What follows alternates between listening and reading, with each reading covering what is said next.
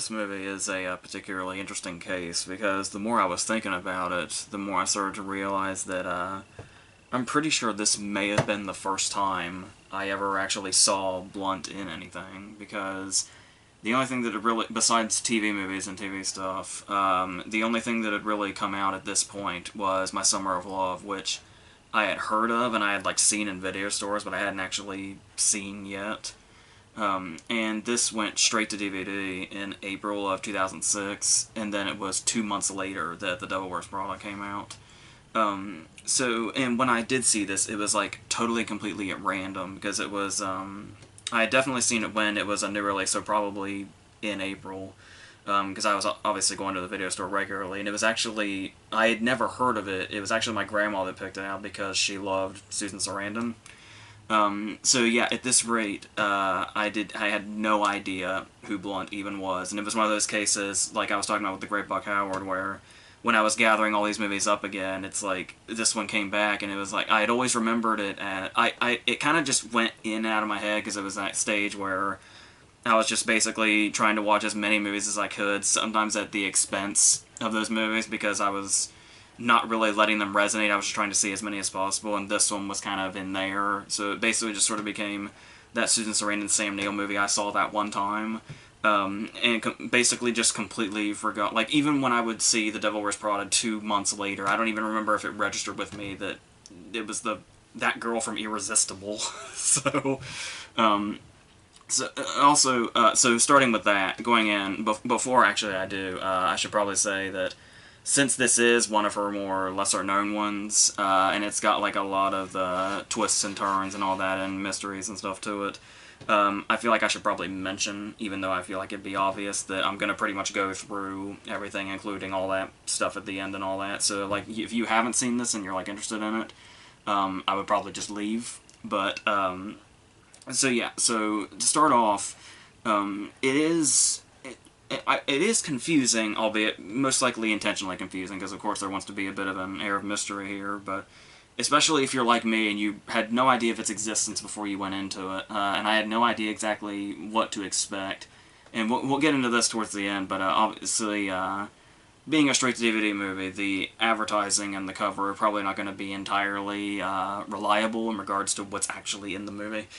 So what we have is, when it starts off, it sort of has, seems like it's trying to do two things at once, particularly with the Sarandon character, because she's just out with her two daughters, and things seem normal. They're out, skipping down the sidewalk or whatever, just being this perfect mother-daughter relationship, and then she realizes that she thinks she left the iron on, and she has to go home immediately. But the thing is it's sort of, there's just something about the feel and what Sarandon's doing here in particular that makes it feel like maybe there's something off about her mentally, with the way her mind just seems to sort of snap around. And then when she gets back and she realizes that the iron is not on and it's unplugged and rolled up and everything, but there's still steam coming off of it, so it's is this something she's just imagining at this point? And then, but it also sort of turns into this almost horror thing where, if this wasn't Susan Sarandon, I would think what I was looking at was the start of some random horror movie, and this person was about to be killed, by some serial killer hiding out in her house or something, the way it's shot and the way it sort of builds up. But yeah, at the start, though, you kind of think it's a mental thing, or at least that's what it was for me. I don't know if that's intentional or not, but, intentional for sure later, but I don't know if it's supposed to be in this moment or not, especially since it's revealed quite quickly that one of the daughters supposedly sees somebody in the house, or at least senses them, and Sarandon also senses this mysterious person also that may or may not even exist. So it's almost got a bit of a supernatural vibe also. Like I said, it's got a lot of things going on here, and you're not quite sure exactly what kind of movie it's going to be. And I do, to an extent, I can appreciate that, but I don't know, just describing it that way probably makes it sound a lot better than the execution actually is. The writer and director is a woman named Ann Turner, and there's a lot of really good ideas in this also. It's not a bad movie, or even a badly executed movie at all, but it does feel like it's maybe got a little too much going on for its own good, or it's maybe a little too ambitious in regards to how much it wants to throw in, or how much it wants to try to throw you off of exactly what it's doing. Especially when we get into, like, even the stuff that's supposed to be, like, there's actually a sort of funny moment that breaks up the tension in this opening scene when Sam Neill has ordered, like, this singing telegram for Sarandon for her birthday. And so they, like, come in singing time after time and all that, and then there's, like, the one moment where the one girl sings a little too, like, she sings 2 more lyrics than she probably should, and it's after the others have stopped. And it's this sort of weird comedic moment that sort of breaks that, but then immediately that's followed with them going to dinner, and she's still, like, constantly jumpy or, like, constantly sensing something. And it's... I do think the movie probably could have benefited a lot more from being a bit... like, it really could have been more subtle in regards to how it handled this kind of stuff. Where, to maybe not be so blatant about the fact that it's supposed to be as off-putting as possible. Like, maybe just make her feel genuinely uneasy at the start, instead of just constantly making things, like, jump out at her. But as is, that pretty much takes us into, the blunt stuff, where she is an employee of Sam Neill, and they sort of set up like there might be this, thing between them, but that seems like it's going to be a bigger deal than it actually ends up being. Because, like I said, the movie just has so much other stuff going on. But to talk about what Blunt is doing here and the many things that she has to handle, it is a really nice start when she first walks into the office and has this scene with Sam Neill, and it's like, there's just something sort of instantly natural about her. Like, you would think, especially since it was so early in her career, and it's sort of a movie like this, like you probably find on Lifetime. I'm actually almost positive this is played on Lifetime many times before, actually. You would think maybe there'd be something a bit stilted, or especially the fact that she's going to have to deal with so many different personalities, and there's going to be so much foreshadowing involving this character. Any other actress walking into this part in this first scene probably would have been a fucking mess, and probably you would have been able to tell they're trying to do so much with the character and say only so much, but keep so much secret also. But it really works that she just feels so incredibly natural. Like, this, you would really think nothing sinister of this character if you didn't know the kind of movie that you were watching, or the directions this character was probably going to be taken, which is really great. And that's kind of the kind of subtlety I was talking about that the rest of the movie could really have benefited from. And even just little things in there, like when she sees the picture of Sam Neill's family on the desk, where it's Sarandon and the 2 girls, and she's like, oh, you know, they're so gorgeous, and she says that a couple of times, and then there's one moment that you kind of have to look for where it's almost like she looks at the picture maybe just a few seconds too long, and that's kind of when you start getting an uneasy vibe from her, and it's like, just little things like that is all you need. You don't need to really go blatantly out, have all the neon signs pointing to her saying, you know, look out. Which is pretty much what the movie does right afterwards, despite setting her up so well in this opening scene that she's in. So she's got to she spends the rest of the movie basically doing battle with this really weird-ass tone. Because we've got the scene with her and Sarandon outside of the party, when they're getting to know each other, and both of them seem fairly normal. We know that both of them are coming from these sort of traumatic places where, you know, Sarandon just lost her mom, and that's kind of what's got her on edge so much. And then Blunt talks about her best friend that died. And then it's like, and she says, you know, somebody threw a Molotov cocktail and she burned alive. And that sort of, you know, is jarring, but these sort of, Blunt is just so good at portraying pain, like especially really internalized, that we just see it as a traumatic backstory, and that's it. So not something too overbearing as in this is going to come back later or anything. But then there's this moment that just sort of really, it kind of comes off heavy-handed in the scene in regards to what they're trying to show with this character, when she's like, you know, oh, you know, I'm doing this exhibition thing, Sarandon, and you should totally come. And she's like, yeah, I will. And then her expression just changes, and her mind goes back to that previous conversation, and she says, imagine what it must be like to burn to death. It kind of comes from out of nowhere, but Blunt does have this perfect delivery to where it doesn't feel as like over the top, this is foreshadowing and this person's maybe a little off, as it probably looked on the page, so I give her full credit for that. But then, as Sam Neill and Susan Sarandon are leaving this party, we get this shot where that's the only real clue we have of Blunt so far, if you're not counting the nice subtle thing where I think she maybe looks at the picture a little too long, which is the whole, imagine what it must be like to burn to death thing. So the next clue they give us is this really sinister-looking shot of of Sarandon looking up at Blunt on this balcony watching them, and she's like got these sinister shadows covering her, and then it's just like beating us over the head instantly. This person is probably untrustworthy. So there's not really much else you can do with that after that's been done, given the kind of movie that it is, how it wants to be super mysterious and all that, and keep you guessing and all that. Especially since there's one moment that almost feels like it's out of order. Because we get this one moment, the scene when they're going out and she's convincing Sam Neill to get the owl statue, the choose me thing. And there's this one small moment where, because of the dress that she's wearing, her back is bare in this moment. So when he lays his hand on it, it's like this sort of intimate contact thing briefly. And so it's like sort of setting up a tiny bit of a sexual tension thing between them. But it's like, I feel like this probably should have become before you put her in all the sinister shadows on the balcony, because this feels like so underplayed. It's like, oh, what sinister things is she doing? Like, is she crazy? Is she a serial killer? What is she? Potentially having sexual tension with Sam Neill feels like such a side point when when they first go into it, after that's already been dealt with. So, I mean, yeah, it's supposedly her, like, maybe working her way into Sarandon's life, but still, the way we're building it feels, like I said, I feel like one should have come before the other, but that's pretty much the style of the movie. It seems like it's in a big damn hurry a lot of the time.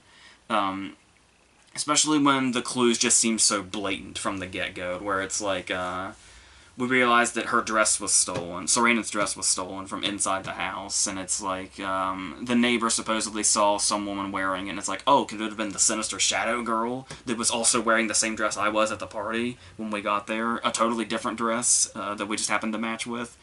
And then that's... And then, of course, she even shows up at the house later, like, in that dress. And it's like, I get what, like, the movie feels like it's sort of constantly throwing this stuff at us, which makes the movie feel like it is, doing something. Like, there's no real boring stretches, because the movie's in such a hurry to sort of say, oh, isn't this freaky, or oh, isn't this, all this is going on now, but it's like, the way the characters react to it is what makes it feel really off, too. Particularly when we've got, like, this really bizarre scene, the scene where she shows up in the dress, or what is supposedly the dress. And there's such a weird rushing in this scene, because obviously the big thing is that she's wearing the dress, but then the way this scene is treated, where she just doesn't even really mention it. Like, she doesn't even say something like, that looks like a dress of mine. That's missing, weirdly enough. And then she basically says, I'm going to go next door, and I'm going to say, like, see if the neighbor recognizes this person, but then Blunt just sort of materializes behind her and says, oh, hey, you said there was no tea, but there actually was tea. I fixed you some, but I gotta go by. And there's there's no real... The suspense is, like, set up, but then the movie doesn't want to act on it at all. It just wants to say, hey, these are here, but there's no real way they're used to build onto themselves. They're just there, and then the movie's in a big old damn hurry to get to the next thing. And one huge offender of this thing is the scene when Sarandon decides to break into her house. But the thing here is that the way this scene is, where, like I said, it's like the movie's trying to cut out middle portions that it didn't want to elaborate too much on, because I guess it would have been too much work, I don't know, but because the scene goes where we've obviously established many times that Blunt is probably the person breaking into their house and stealing their shit and gaslighting her. But then we have the scene where Sarandon breaks into her house and Blunt catches her and says, what the fuck are you doing here? What is this? And you think where does this go? Where does this moment go? This is, like, the big moment. This is where, like, the suspense should really kick in now. It's like, how is Sarandon going to possibly get out of this? Is she going to try to explain it? Because she could probably get away with that because Blunt was so, assertive in letting herself into the house during the whole, hey, do you have tea or coffee thing, while she's wearing the dress. Very, very ballsy this woman is in her gaslighting techniques. But the thing here is, it's like, so maybe she'll confront her, like, we'll have Blunt confronting her and say, what about this? But then Sarandon can just confront her right back and say, what about you wearing the dress and pretty much inviting yourself into my house and doing all this? So it's like, what can they possibly do with all this? We'll just cut straight to them in court. Blunt walks in, sees her there, what are you doing here? Cutting it. How many days later this must be? And it's like, it probably would have been really interesting to see the dialogue that led to them going to court. Like, what did Sarandon say in that moment when she was caught? And like I said, did she ever decide to bring up the fact that she was the weird comfort that Blunt had going into her house practically uninvited? But the movie, it's just like it cuts it all out and just wants to cut to we have to get to this story point so that we can get to that story point. And, the really nice standalone suspenseful scenes we could have, we just don't have time for that because we've got to get to these particular story points. Which kind of seems to defeat the purpose of making a suspenseful psychological thriller thing, without the suspense and the psychology and all that. I don't... but, okay. But talking about that, though, it does get to... there's also some weird territory where, like I said, it almost like it wants to be part horror a little bit, where it gives Sarandon these really trippy, weird-ass nightmares. Just these really bizarre scenes of, like, the children dead and the whole owl thing. And it's like, at first, she has, like, the owl dream before we really get into the owl thing with Blunt's side, so it's like... I mean, at first, if you don't know what's going on, it almost feels like, was that like a premonition or something, but then it appears to be something along the lines of, like, her way in her subconscious was trying to give her clues or something, so, but even so, you've still got, like, attacking owls, and one of the daughters has to take a Superman pose to scream, and it's these really bizarre nightmare scenes that I don't know if they work entirely, or what exactly they're trying to set up, but except for to, make the tone a bit more, uneasy and scary and all that or whatever, but I don't know. And there's even also cases where you kind of get a sense of, like I talk about, it needs to be more subtle, and it's like, sometimes maybe just go ahead and go for it. Maybe it would have been better than what you did, like when, I was talking about where it seems like everything's jumping out at her. So, when this scene where she's, like, in the bedroom, and then Samuel appears in the doorway, in the reflection of the mirror, and it, like, startles her, and it's this old jump thing. And it's like, maybe make, like, just one frame of Neil in the doorway, Blunt in the doorway. Maybe would have added something to that, but with just it being Neil and no other real thing, it just feels like a cheap moment. It's like, be scared, I guess, possibly. I don't know. So that kind of stuff where it's like, maybe if you really got to go into the whole, let the audience know as soon as possible that Blunt's not to be trusted, maybe do stuff like that. They do kind of do that later with her in the reflection of the refrigerator door at the store, but that's like towards the end, like long after all this is passed. So yeah, so like the stuff that's in there, I just don't know if it's in the right order, and the execution's a little bit off. So, which is kind of a shame because like I said, you can feel, the really good parts of this movie and this story in there, but it's just the way they come out. And like I was talking about with the way that they sort of start to build up this whole idea that maybe Sarandon is crazy after they've gotten you married to the idea that Blunt is out of her mind. So we've got the stuff like she accidentally gives the daughter medicine twice, or she calls the wrong daughter by the wrong name and all that.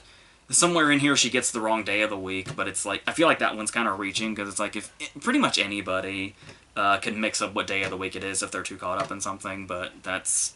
okay, we'll go with that too, I guess. That's another thing that makes her seem off her rocker a little bit. So, the thing here, though, is that it seems like they're, like, obviously leaving pieces out intentionally for the sake of it being a mystery and all that, but it's like, it's not really subtle enough to let your imagination run with it. Because, like, say you wanted to go with the theory of, like, maybe Blunt is like a figment of Sarandon's imagination. And there are certainly portions of this movie that might make you think that, especially the scene where she just kind of comes and goes out of the house really quickly, with Sarandon there, and it's like, but obviously that theory is just out immediately because Blunt's first few scenes are with Sam Neill by himself, so that, so that's something you can never possibly work with. And not even that you would need inane theories like that to make the movie interesting, but still, like, because the thing here is that the movie seems to want to, like I said, keep some things from you and keep that mystery alive, but at the same time, it kind of wants to be your guide a little too much, where it's like I was talking about, where the thing that once they really establish that we're supposed to believe that Blunt is, you know, a villain here of sorts, it starts to go into the direction of maybe Serena's just crazy, and it's like, once we go into that direction, they make Blunt look as innocent as humanly possible.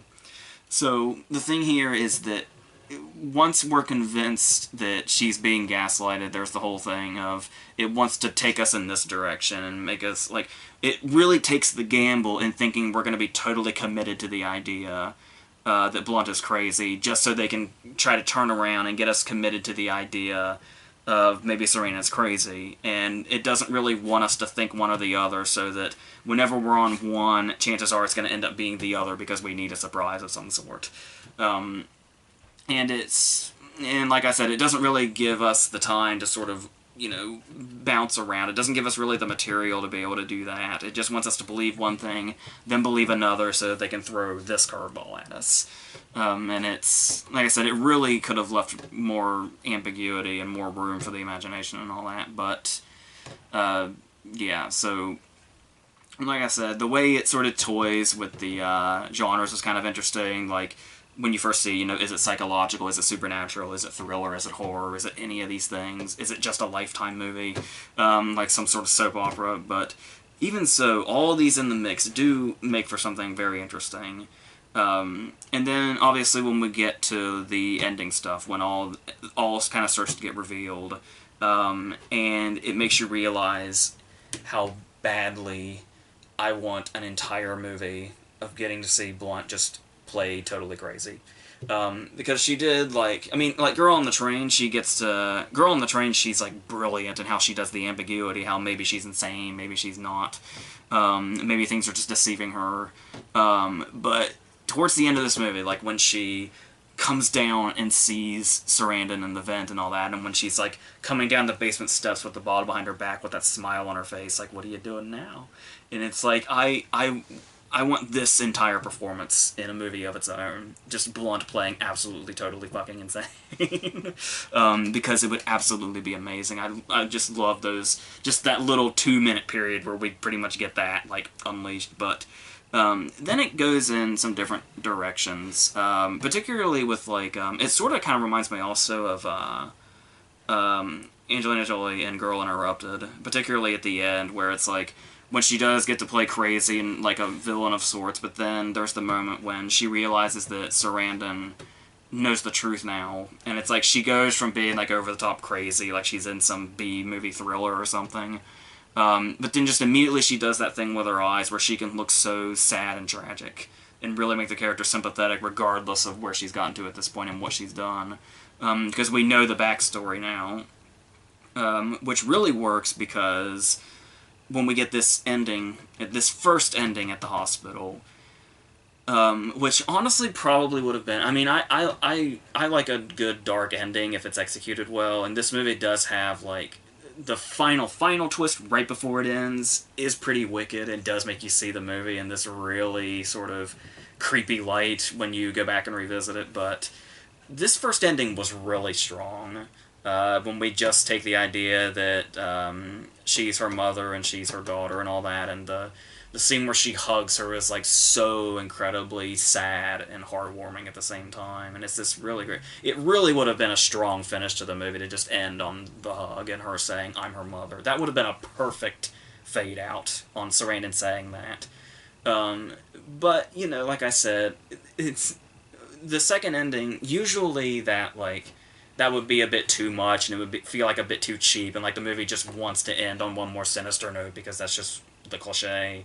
I mean, it does add a whole new creepy layer to the movie, but I almost think I liked the heartwarming direction we were going as opposed to the sinister one. But really both work because Blunt's able to play both so perfectly. And like I said, just mainly with her eyes. That last shot towards the end when it's just her eyes with the tears on them while she's turning the pages. All you have to do is keep her eyes in the shot, and she can do it.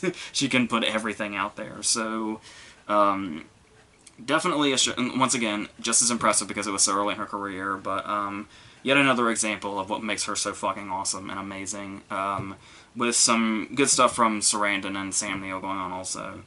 Oh yeah, the one thing I was going to mention lastly was, if there's one thing that's more confusing than anything else about this movie, it's not the mystery surrounding it, it's not what feels like some missing scenes or anything like that, it's that title. I have no idea what that title's referring to. I think what they're doing here is what I was talking about earlier, when they're really trying to build up the her going after Sam Neill thing, because you'll see, and once again, it seems like it's really taking that straight-to-DVD approach of, like, sex sells. Because you look at the tagline, and it's like, Deep Secrets. And it's like, yeah, that's true. Dark Obsession. Yeah. Deadly Seduction. That There's one scene where she starts to make out with Sam Neill, and she's saying, you know, like, oh, fuck me, Sam Neill, and stuff like that. But it doesn't really go anywhere, and it is such a small, tiny fraction of what's going on here. Like, the whole deadly... I don't even know that Sam Neill's in that much danger here. But this deadly seduction is like one scene of Sam Neill touching her back, and then this scene where they make out, and he's potentially going to cheat on Sarandon with her. Which, once again, is a bit more twisted if you go with the first ending. What was going to end up being a more heartwarming ending makes that scene a bit more twisted, in a sense. Not, you know, as far as it could go, but in a sense, twisted. But, yeah, so it's really just not exactly what it's advertised as. It's like this sort of sleazy, you know, erotic thriller or something. It's really not that at all, except for like maybe 30 seconds. So, yeah, I guess that's what the title is going for, is to try to sell the movie like that, but that's what happens when you get stuck in straight-to-DVD land. So, luckily, as good as she is here and as many good aspects as this movie has, it's very comforting that only 2 months later she'd have The Devil Wears Prada and would just get to explode into everything, so everything that she would become. So, yeah. So that's what this was. It's really weird and confusing, but still worth checking out anyway, especially to see how amazing she was before she really, really broke out. So, like, right before she really broke out. So, yeah, so we're actually going to do one more thing before The Devil Wears Prada. We're going to do a couple of TV movies. One of which is technically her actual first movie, before My Summer of Love. So, so we'll see where that takes us, and until then, that's it.